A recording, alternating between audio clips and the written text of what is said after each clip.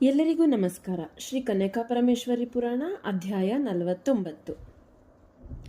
ಈ ಅಧ್ಯಾಯದಲ್ಲಿ ಲೇಖಕರು ಏನರ ಬಗ್ಗೆ ಹೇಳಿದ್ದಾರೆ ಅಂದ್ರೆ, ವೈಶ್ಯರಿಗೆ ಪುಂಡರೀಕ ಮುನಿಯು ಗದಾಧರ ಮಹಾತ್ಮೆಯನ್ನು ತಿಳಿಸುವುದು, ಪಿತೃಕರ್ಮ ವಿಷಯಗಳು, ವಾತ್ಸಾಯನ ಚರಿತ್ರೆ, ತೀರ್ಥಯಾತ್ರೆಗಳನ್ನು ಮುಗಿಸಿಕೊಂಡು ರಾಜನ ದರ್ಶನ ಪಡೆದು ವೈಶ್ಯರು ತಮ್ಮ ಸ್ಥಳಗಳಿಗೆ ಮರಳುವುದು. ವಾಸವಿ ದೇವಿಯು ಅಂತರ್ಧಾನಳಾದ ಮೇಲೆ ಆ ವೈಶ್ಯರು ಸಂತೋಷಗೊಂಡು ಆ ದೇವಿಗೆ ನಮಸ್ಕರಿಸಿ ಗಯೆಯಿಂದ ಹೊರಟು ನೈಮಿಷಾರಣ್ಯವನ್ನು ಸೇರಿದರು.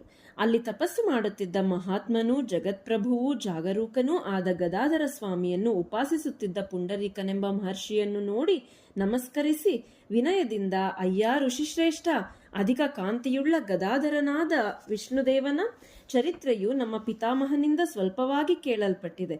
ಅದನ್ನು ಸರ್ವಜ್ಞನಾದ ನೀನು ವಿಸ್ತರಿಸಿ ಹೇಳುವ ಕೃಪೆ ಮಾಡಬೇಕು ಎಂದು ಬೇಡಿದರು. ಆಗ ಆ ಋಷಿಯು, ಉತ್ತಮರೇ, ಹಿಮವತ್ ಪುತ್ರಿಯೂ ಸಾಧ್ವಿಯೂ ಆದ ಪಾರ್ವತಿ ದೇವಿಯು ಮೊದಲು ನಂದನೆಂಬುವನ ಮನೆಯಲ್ಲಿ ಜನಾರ್ದನನಾದ ಶ್ರೀಕೃಷ್ಣನಿಗೆ ಸಹೋದರಿಯಾಗಿ ಅವತರಿಸಿದಳು. ಆಕೆಯೇ ಇಂದು ನಿಮ್ಮ ಕುಲದಲ್ಲಿ ಹುಟ್ಟಿ ನಿಮ್ಮ ವಂಶವನ್ನು ರಕ್ಷಿಸಿದಳು.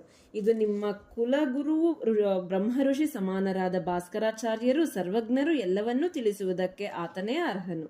ಲೋಕಕರ್ತರಾದ ಭಾಸ್ಕರಾಚಾರ್ಯರು ಸಮಸ್ತವನ್ನೂ ತಿಳಿದಿರಲಾಗಿ ನೀವು ನನ್ನನ್ನು ವಿಷ್ಣು ಮಹಾತ್ಮೆಗಾಗಿ ಕೇಳುತ್ತಿರುವಿರಿ. ನಿಸ್ಸಮಾನವಾದ ಗದಾಧರ ಮಹಾತ್ಮೆಯನ್ನು ಕೇಳಿ ಭಗವದಾಜ್ಞಾ ಪ್ರವರ್ತಕರಾಗಿ ಮಹಾತ್ಮರಾದ ಜನರು ಮಹಾವಿಷ್ಣುವಿನ ಪರಮ ಪದವನ್ನು ಹೊಂದುತ್ತಿದ್ದಾರೆ. ಈ ವಿಷಯವಾದ ಪುರಾತನ ಕಥೆಯನ್ನು ಕೇಳಿರಿ. ಬ್ರಹ್ಮಮಾನಸ ಪುತ್ರನಾದ ಸನತ್ಕುಮಾರನು ವಿದ್ವಾಂಸನಾದ ಮಾರ್ಕಂಡೇಯ ಮಹರ್ಷಿಗೆ ಶ್ರೌತ, ಸ್ಮಾರ್ಥ ಎಂಬ 2 ವಿಧವಾದ ಕರ್ಮಕಾಂಡಗಳನ್ನು ಅನುಭವಿಸುತ್ತಿರುವ ಮಹಾಮಹಿಮನಾದ ಗದಾಧರ ಮಹಾತ್ಮೆಯನ್ನು ತಿಳಿಸಿದನು. ವಿಷ್ಣುವು ಪಿತೃರೂಪದಿಂದಲೂ ದೇವರೂಪದಿಂದಲೂ ಶ್ರೌತ ಸ್ಮಾರ್ಥ ಕರ್ಮಜಾಲವನ್ನು ಅನುಭವಿಸುತ್ತಿದ್ದಾನೆ. ಪಿತೃರೂಪದಿಂದ ಕವ್ಯವನ್ನೂ ದೇವರೂಪದಿಂದ ಹವ್ಯವನ್ನೂ ಭುಜಿಸುತ್ತಿದ್ದಾನೆ.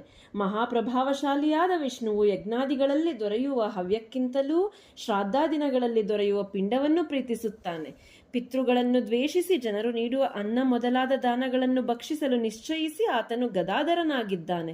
ಬ್ರಾಹ್ಮಣರಿಂದ ಭುಜಿಸಲ್ಪಟ್ಟ ಕವ್ಯದಿಂದ ಅಖಿಲ ಲೋಕ ತೃಪ್ತಿಯಾಗುತ್ತದೆ. ಅಗ್ನಿಹೋತ್ರನಿಂದ ಹೋಮ ಮಾಡಲ್ಪಟ್ಟ ಹವ್ಯದಿಂದ ದೇವತೆಗಳಿಗೆ ತೃಪ್ತಿಯಾಗುತ್ತದೆ. ದರ್ಬೆಗಳಲ್ಲಿ ಉಳಿಸಿದ ಪಿಂಡವನ್ನು ತ್ರಿಗುಣಾತ್ಮಕನಾಗಿ ತ್ರಿಮೂರ್ತಿ ಸ್ವರೂಪನಾದ ಹರಿಯು ಭುಜಿಸುತ್ತಾನೆ. ಗದಾಧರನಾಗಿ ಈ ಉತ್ತಮ ಕ್ಷೇತ್ರದಲ್ಲಿ ನಿಂತು ಈ ಲೋಕವನ್ನು ಪಾಲಿಸುತ್ತಿದ್ದಾನೆ. ದಾನಗಳನ್ನು ಮಾಡದಿದ್ದರೂ, ಹೋಮಗಳನ್ನು ಮಾಡದಿದ್ದರೂ ಪಿಂಡ ಪ್ರದಾನ ಮಾತ್ರದಿಂದ ಸರ್ವತ್ರ ವ್ಯಾಪಿಸಿರುವ ಆ ಹರಿಯನ್ನು ಶ್ರಾದ್ದ ವಿಧಿಯಿಂದ ಸಂತೋಷಪಡಿಸಬೇಕು. ಪಿಂಡ ಪ್ರದಾನವನ್ನು ಮಾಡದೆ ಶ್ರಾದ್ದವನ್ನು ಮಾಡಬಾರದು. ವಿಷ್ಣುವನ್ನು ಸಂತೋಷಗೊಳಿಸಿದರೆ ಫಲಸಿದ್ಧಿಯಾಗುವುದು. ಹಿಂದೆ ಕೃತಯುಗದಲ್ಲಿ ವೇದಾಂಗ ಪಾರಂಗತನಾದ ವಾತ್ಸಾಯನನೆಂಬ ಬ್ರಾಹ್ಮಣನು ಇಂದ್ರಿಯ ನಿಗ್ರಹದಿಂದ ಪರಿಶುದ್ಧ ವರ್ತನೆಯಿಂದ ಬಾಳುತ್ತಿದ್ದನು. ಆತನಿಗೆ ವಿದ್ಯಾವಿಹೀನರಾದ 7 ಮಂದಿ ಕುಮಾರರು ಹುಟ್ಟಿದರು. ತಂದೆಯು ಬಹುವಿಧವಾಗಿ ಶಿಕ್ಷಿಸಿದರೂ ಕೂಡ ಅವರಿಗೆ ಅಕ್ಷರಜ್ಞಾನವಾಗಲೇ ಇಲ್ಲ. ನಿತ್ಯವೂ ಈಜಾಡುವುದು, ಅರಣ್ಯಗಳಲ್ಲಿ ತಿರುಗಾಡುವುದು ಮಾಡುತ್ತಾ ಅವರು ಅಭ್ಯಾಸವನ್ನು ಕಡೆಗಣಿಸಿದರು. ಸ್ವಲ್ಪ ದಿನಗಳ ಮೇಲೆ ವಾತ್ಸಾಯನನು ಸ್ವರ್ಗಸ್ಥನಾದನು. ಆತನೊಂದಿಗೆ ಆತನ ಭಾರ್ಯೆಯು ಅಗ್ನಿಪ್ರವೇಶ ಮಾಡಿ ಪ್ರಾಣತ್ಯಾಗ ಮಾಡಿದಳು. ಅನಂತರ ಆ ಮಕ್ಕಳು ತಂದೆಗೆ ವಿಧಿ ಪ್ರಕಾರವಾಗಿ ಪರಲೋಕ ಕ್ರಿಯೆಗಳನ್ನು ಮಾಡಿದರು. ಬಾಲಕರು ಅಯೋಗ್ಯರಾದ ಕಾರಣ ಬ್ರಾಹ್ಮಣರಿಂದ ಅವಮಾನಿತರಾಗಿ ಅದೇ ಊರಲ್ಲಿಯೇ ಇದ್ದರು.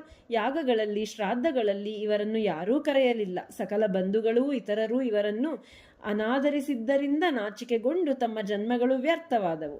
ವಿದ್ಯಾವಹೀನರಾದ ಕಾರಣ ಬಂಧುಗಳಿಂದಲೂ ಸ್ವಜನರಿಂದಲೂ ದೂಷಿಸಲ್ಪಟ್ಟು ನಿಂದೆಗೆ ಗುರಿಯಾದೆವು.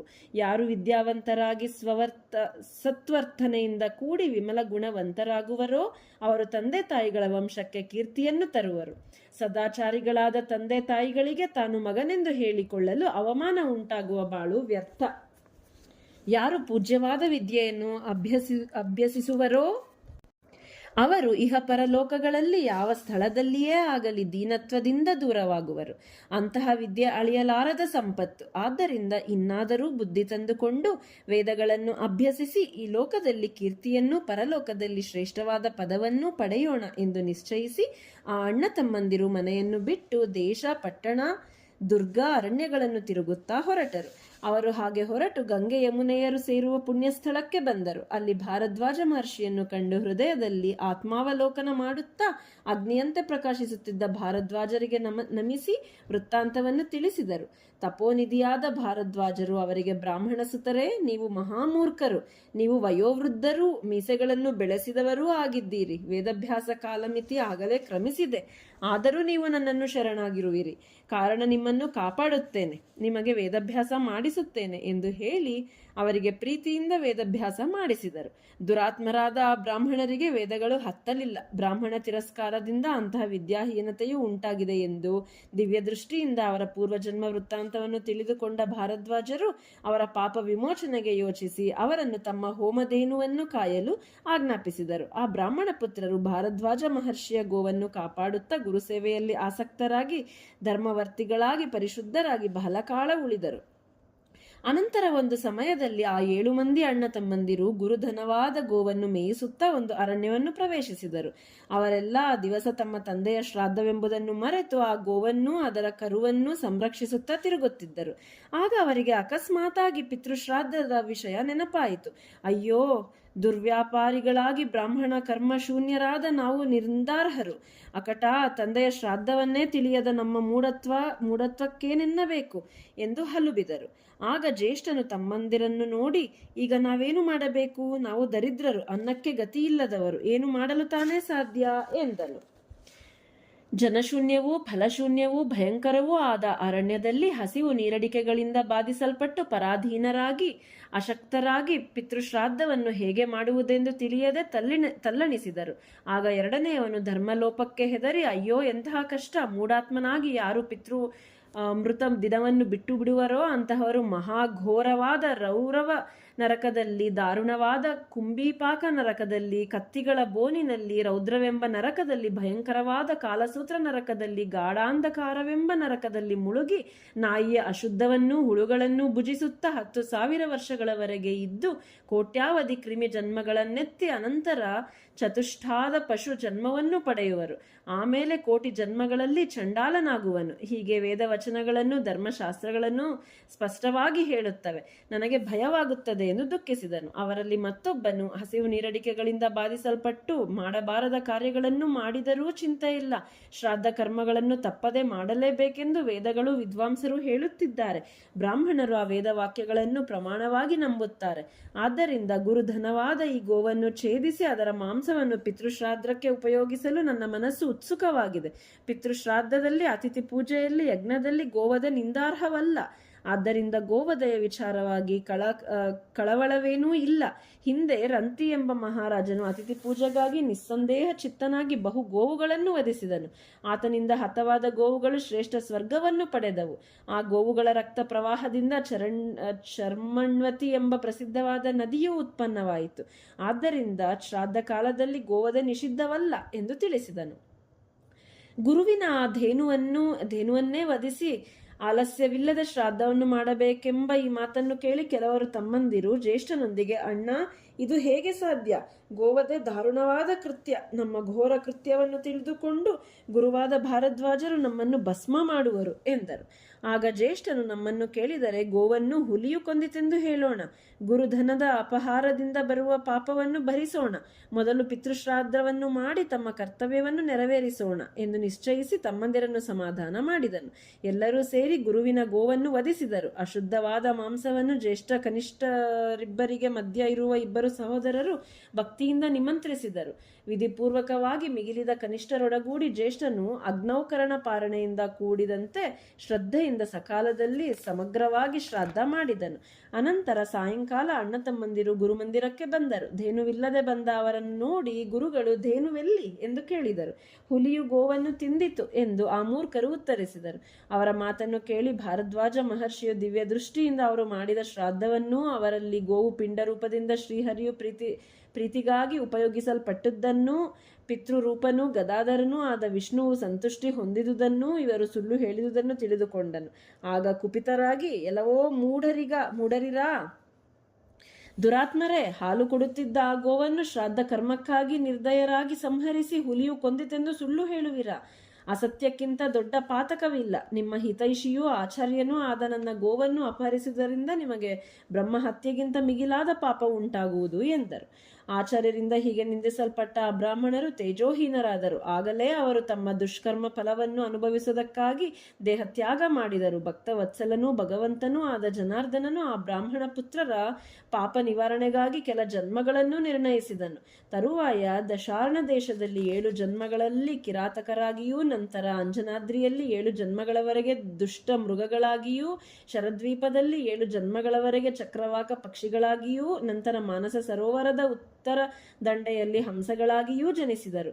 ಅನಂತರ ವೇದ ಪಾರಂಗತ ಬ್ರಾಹ್ಮಣರಾಗಿ ಜನಿಸಿದರು. ಆ ಜನ್ಮದಲ್ಲಿ ಭಾರದ್ವಾಜ ಋಷಿಯನ್ನೇ ಗುರುವಾಗಿ ಸ್ವೀಕರಿಸಿ ಯಥಾವಿಧಿಯಾಗಿ ಷಡಂಗ ಸಹಿತ ವೇದಗಳನ್ನು ಅಧ್ಯಯನ ಮಾಡಿ ಗುರುದಕ್ಷಿಣೆ ಸಮರ್ಪಿಸಿ ಗುರುವಾಜ್ಞೆಯನ್ನು ಪಡೆದು ವಿವಾಹ ಮಾಡಿಕೊಂಡು ಪಿತೃಗಳನ್ನು ಸದಾ ತೃಪ್ತಿಪಡಿಸುತ್ತಾ ಸುಖವಾಗಿದ್ದರು.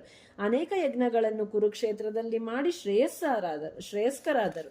ಆದ್ದರಿಂದ ಯಾವ ಸಮಯವೇ ಆಗಲಿ ಶ್ರಾದ್ದವನ್ನು ಬಿಡಬಾರದು. ಶ್ರಾದ್ದ ದಿನಗಳನ್ನು ಬಿಟ್ಟು ಯಜ್ಞಗಳನ್ನು, ಕೆರೆ, ಬಾವಿ, ದೇವಾಲಯಗಳನ್ನು, ಇತರ ಧರ್ಮ ಕಾರ್ಯಗಳನ್ನು ಮಾಡಿದರೂ ಕೂಡ ಘೋರ ನರಕವು ತಪ್ಪದು.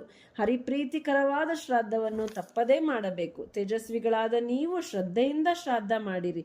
ಈ ಕಥೆಯನ್ನು ಕೇಳಿದವರಿಗೆ ಸಕಲ ಪಾಪದಿಂದ ವಿಮುಕ್ತಿಯಾಗುವುದು ಎಂದನು. ಆಗ ವೈಶ್ಯರು ಪುಂಡರೀಕ ಮಹರ್ಷಿಯ ಮಾತಿನಂತೆ ಗಂಗಾ ಯಮುನ ಸಂಗಮದಲ್ಲಿ ಸೂರ್ಯನು ಮಕರ ರಾಶಿಯಲ್ಲಿರುವಾಗ ಸ್ನಾನ ಮಾಡಿ ನಿರ್ಮಲ ಚಿತ್ತರಾಗಿ ಮಹರ್ಷಿಗೆ ದಂಡ ಪ್ರಣಾಮಗಳನ್ನು ಮಾಡಿ ವಿಶೇಷವಾಗಿ ದಾನಗಳನ್ನು ಮಾಡಿ ಅಲ್ಲಿಂದ ಹೊರಟರು.